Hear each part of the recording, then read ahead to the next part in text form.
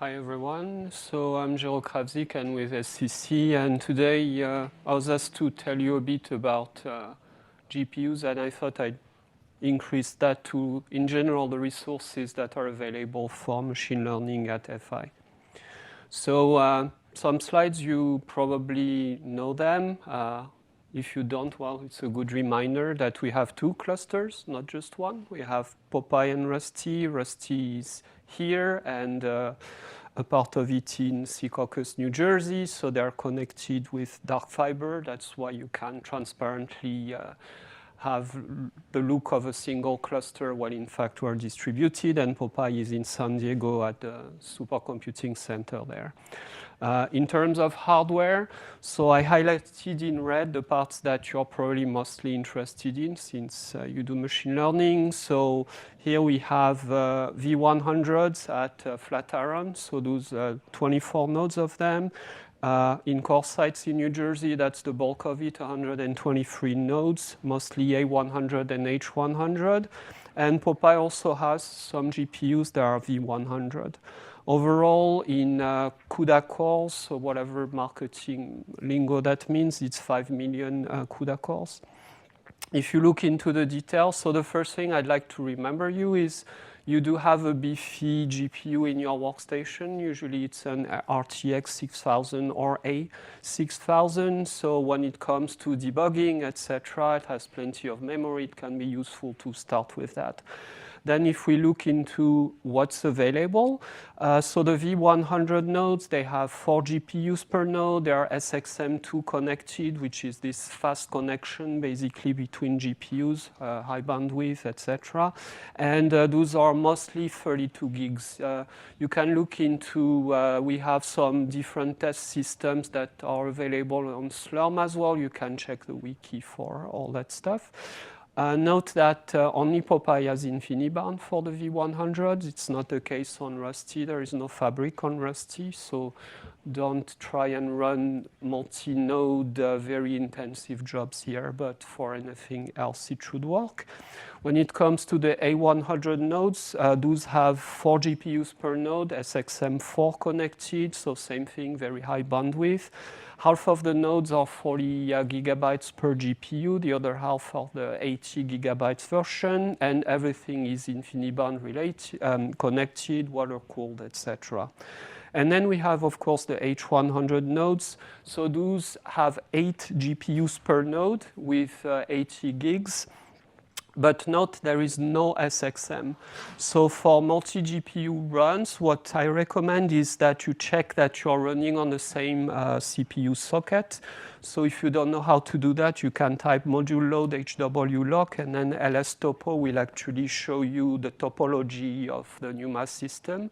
And then you can actually see if you are connected to the same CPU socket, because that will actually influence the bandwidth in between GPUs. However, when it comes to the nodes themselves, those are all InfiniBand connected. So now that was the hardware part. So in terms of software, what's available? PyTorch is available with our version of Python that's in the modules. So make sure you always start by using module load Python, otherwise you're going to miss lots of things. It's also configured so that you can use the H100s, and that's an important part, because if you do use what's available by on pytorch.org, sometimes they are missing. So make sure you use that. Torch Vision and Torch Audio are also available. And as a side note, putting my SCC cap on really, if you do notice that there is a very common package that's missing, let us know, because unless I see it when I'm benchmarking, we might not know that's something useful that everybody uses. So make sure you use that. Also, when you are running, make sure you use the proper libraries. So we try and update regularly CUDNN and CCL. Make sure you load these too as well. Otherwise, you might end up with something that's old and not as optimized as what we have there. Now let's talk a bit about something else, which are TensorFlow and JAX. We are actually working on getting this back in modules 2.2. which would be available soonish this summer. We are starting to test on that.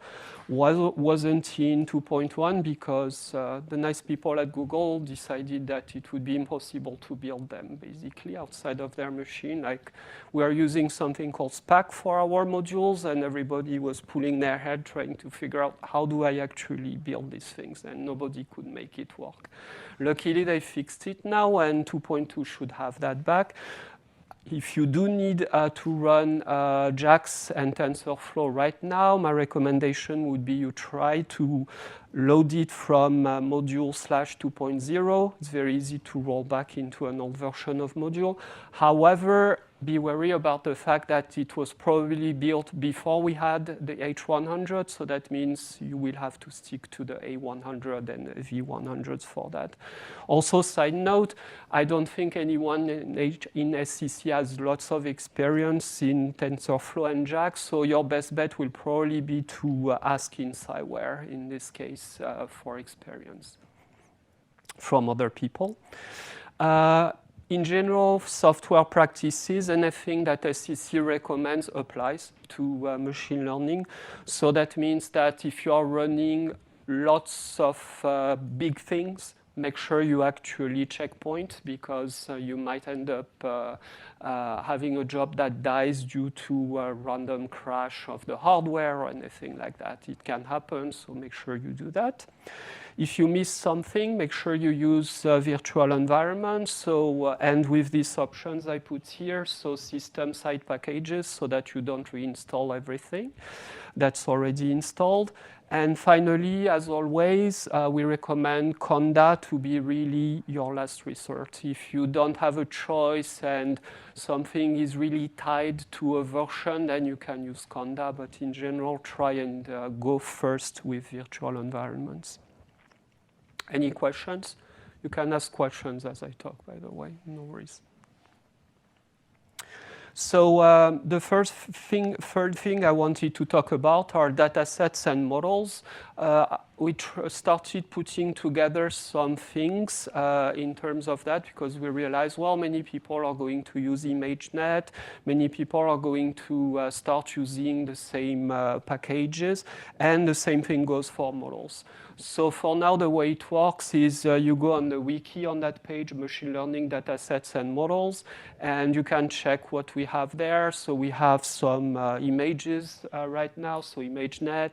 The pile, I also already tokenized it for GPT-2, so for people who want to work with large language model, you can use it straight out of the box, basically. And then we have some pre-trained models. So for instance, we have Llama. So if you want to play with all the sizes of Llama, it's already available there. But once again, that's just our first step into this direction. So now some recommendations on how do you actually use these data sets and models. If you are downloading a data set or a checkpoint, in general, it's very big, can be terabytes. Make sure you put that on Ceph, not on your home folder. And make sure also you do not unzip these archives on Ceph, because Ceph likes very big files. It doesn't like millions of small files. So ImageNet, for instance, don't unzip it on Ceph. The idea is that you should actually do that on the /tmp on the local hard drive. And this is my next thing. So if you are using a very large data sets, and it's actually already in a compressed or in a single large container like an HDF5, etc., you can read it directly from Ceph. That won't cause a problem. If, however, it's millions of small files with random accesses everywhere like ImageNet, make sure you make a copy on the local drive. The local drives are extremely fast. There are NVMEs on most of the modern nodes. They are large as well, up to 7 terabytes, so you have plenty of room for that. If you have something that cannot fit there, let us know, and we can actually look into other solutions. Go ahead. So, like, if I have to, let's say, run multiple node job, like I need to train a network on multiple nodes. Obviously, I don't want to like just create multiple copy, like well, maybe I can do it like at the very beginning, but is there any way that I can stream those files from Ceph to like the node on the fly? So it depends on how you're going to use it. But I guess if it's something like ImageNet, you might have to actually copy it manually. Every time that I run a new job? Yeah, yeah. Okay, so it's better to set up yeah. a script, I see. Yeah.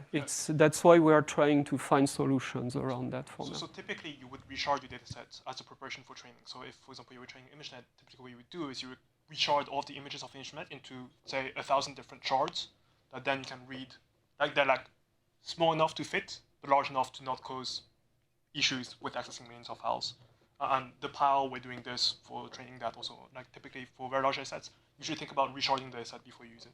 But like you still need to copy it to like your local TAM now, like for each like. But only node. the shard in this case. Yeah. I mean only the shard. Sure, actually, any chance we might work into getting like direct object level access into Ceph? Because a lot of the modern deep learning libraries can like access object type things like S3 and so on, and Ceph is also like this. So. You can tell me what you need exactly, and we can look at that. I'll mention it later, but I'll talk about it now. What we are working on is actually, we have a machine that's a test machine for that. We have a Ceph block device, which works like a regular hard drive. And there, everything is just uncompressed, etc. The problem is that once we release that, it's read-only if you want to have more than client on it. And practically, apparently, that's something that has been done for Rosetta data before.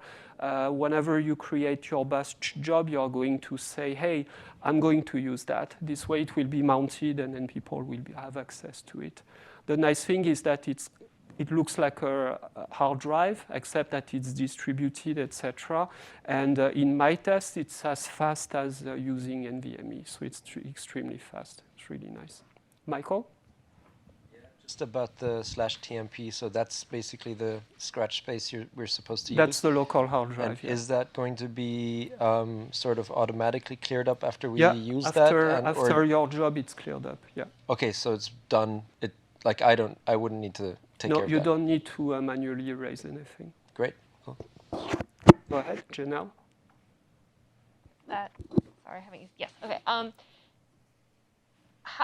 I guess I was wondering if you have an estimate for like about how much time does this add to a job whenever for ImageNet whenever you're transferring over to temp. So it's not too bad if you take so ImageNet by default. It's terrible the way they distribute it. It's stars of stars, which is dumb. But I have a version that I untard twice all of that. I put it into a zip. For me, making a copy, then unzipping to the local drive, it takes about 20 minutes or something like that. So, if you are running for days, obviously, that's nothing. Anybody else? Thank you. All right, so now, of course, the big question is which GPUs should I use? So you have to think about different things.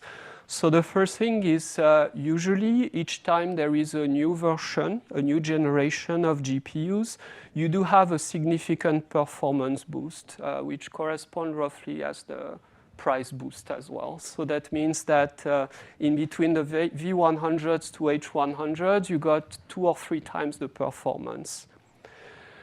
However, you have to remember that as a result, the queues might be very busy if you try and get the latest and greatest. Also comes the problem with the H100 nodes. So that's the machine that won the Green 500. That's the Henry machine. The thing you have to know is on HPC code, we do see a really good performance, like 2.5x or something like that. On machine learning, so far, we have only seen like about 30%. So it's very disappointing, honestly. NVIDIA knows about it, and we are talking to them to understand exactly what's wrong. Why don't we see the same performance boost that we see on the other thing?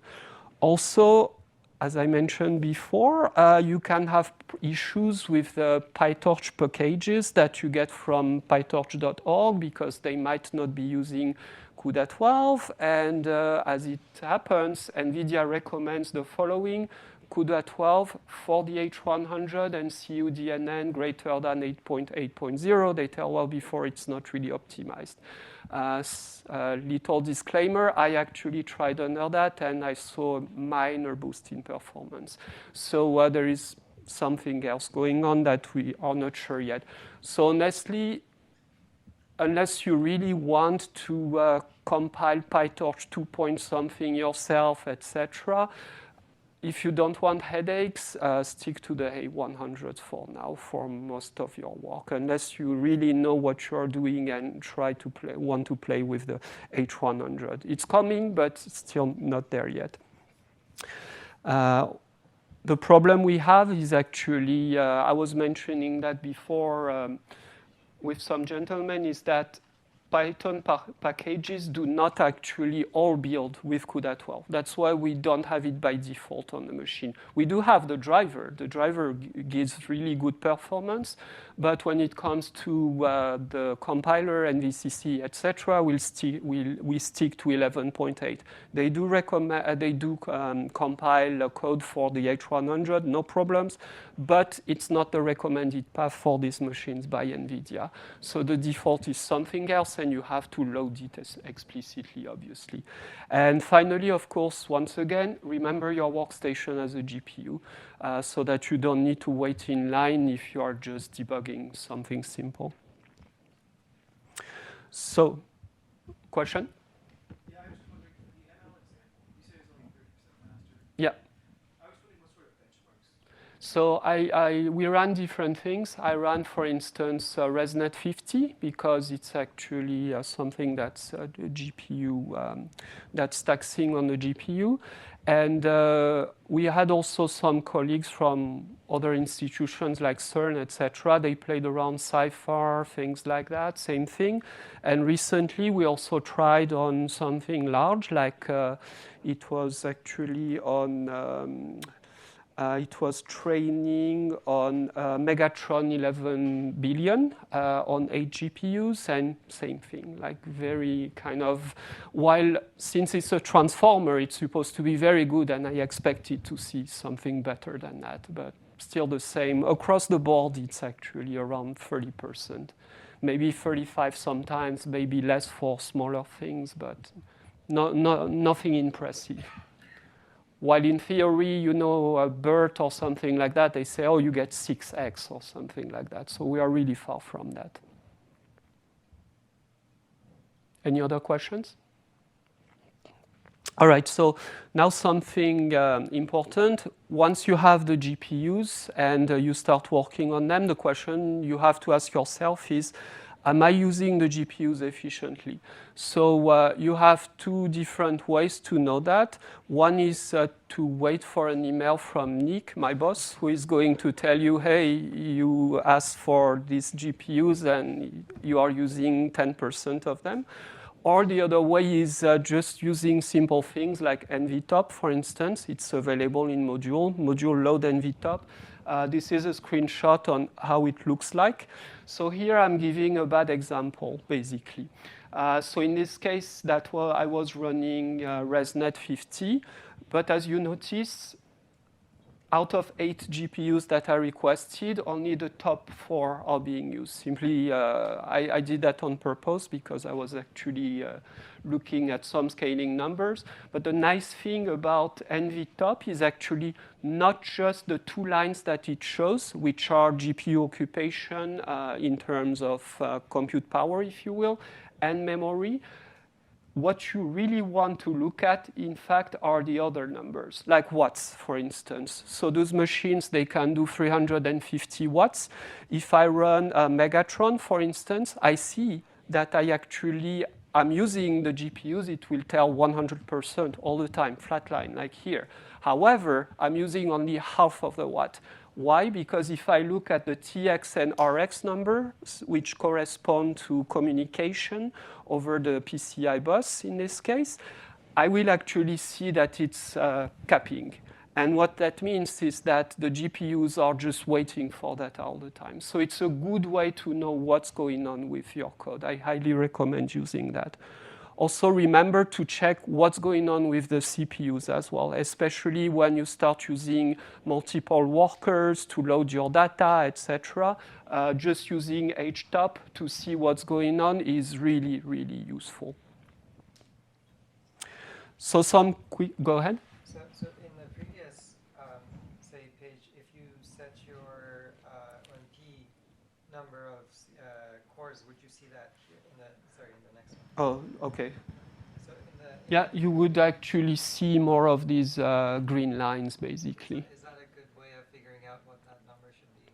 So it's a good way to see actually if first you are properly distributing and using the machine.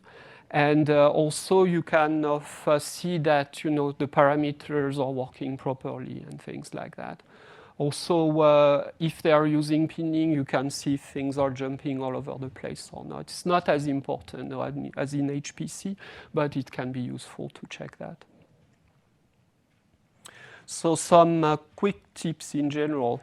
The first one is, as a reminder, module load Python, CUDNN, and CCL. So Nickel, that's the communication between GPUs. You should always use that. You should also make sure that whenever you are doing some distributed parallelism and you are doing some picking your batch size, you might need to just use some padding so that you get something friendly. For instance, multiples of 32 tend to work pretty well. Then also you should look at maximizing the GPU memory used. However, there is a caveat to that. After some point, you'll get diminishing returns. What does that mean? That means you should be benchmarking, basically. So don't embark in training something for 2 weeks, basically, before you started with testing different batch sizes. For a couple of iterations, usually is more than enough. That will be a run of maybe 20 minutes or something like that, and then that lets you actually see what is the best way to run in this case.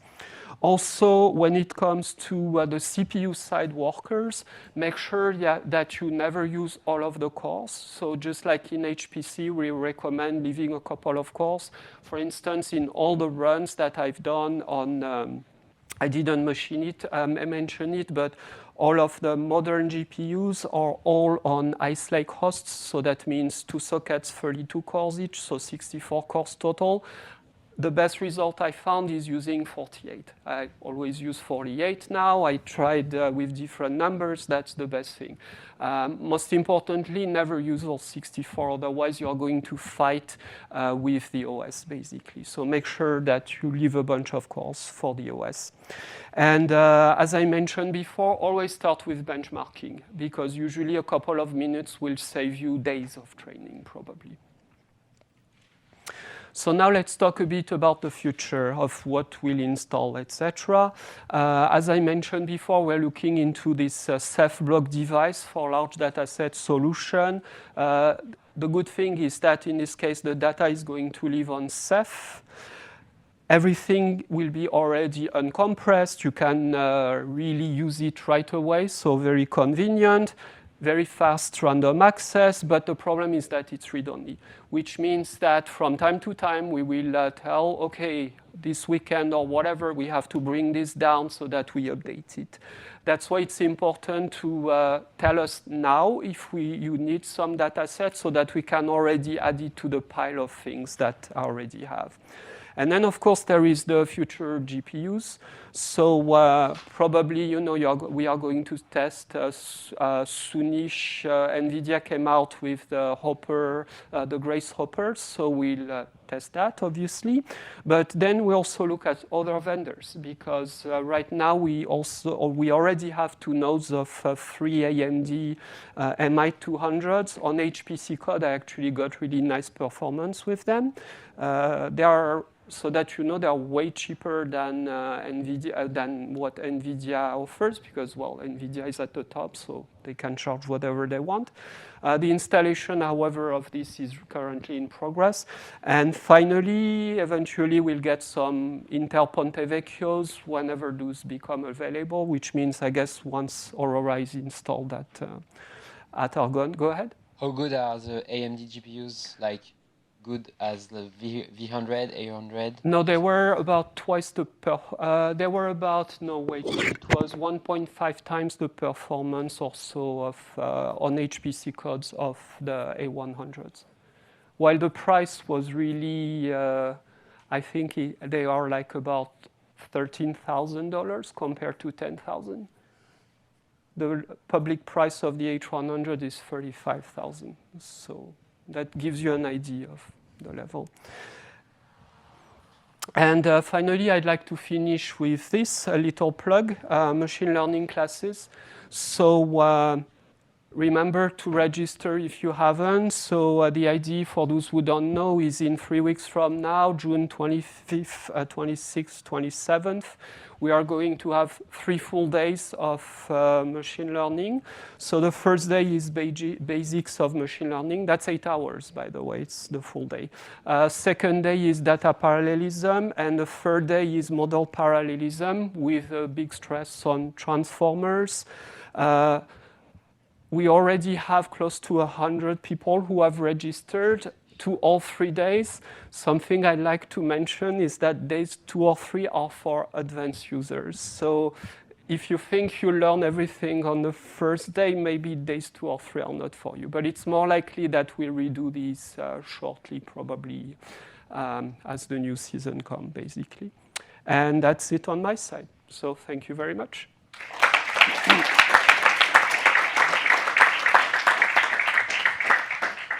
Is there any question from the audience? We got a lot of great questions.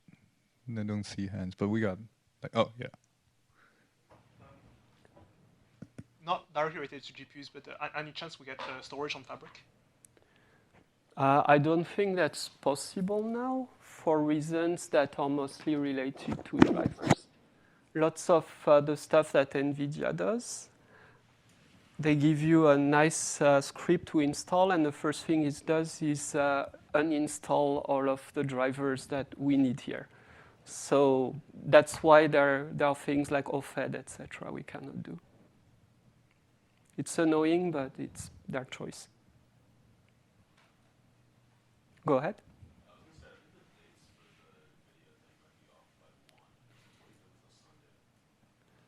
Oh, really? Okay, so it's 26, 27, 28. Sorry about that. Yeah, I'll send a message because apparently the interns haven't got the email. So I'll send a message in Slack with the link to the place to register.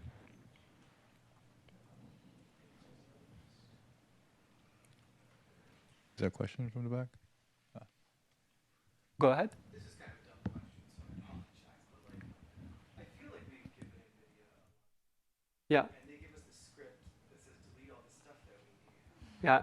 What if we were just like, don't do that? Well, then you cannot install their stuff. Yeah, because it puts bits and pieces everywhere. Like we tried to do it manually, and it was a nightmare, basically. To give you an idea, if you look at like the companies out there that are training the large language models currently, everyone reports maybe 1 hour ferry per day of training. So like these things are super brittle, they crash all the time, and like they're kind of hard to get running. Yeah, I'm guessing it's doing the same stuff. Yeah. It's pretty dirty in general, sadly. So. Is there any question? I mean, like, are we getting more H100 or like we saying that? Okay, good. Like, but are we gonna buy more GPU in the sense? Because we will, but for now, no more H100s. Yeah, Plus, we need to figure out, what's. We are going to maybe update the hosts, because one thing we are limited with is the bandwidth of. Those are PCIe, as I mentioned, not SXM. So we'll try on a Genoa host. This way we get PCIe 5, and we'll see. I have to run Nickel on that, actually, Nickel tests, so that we see how it looks.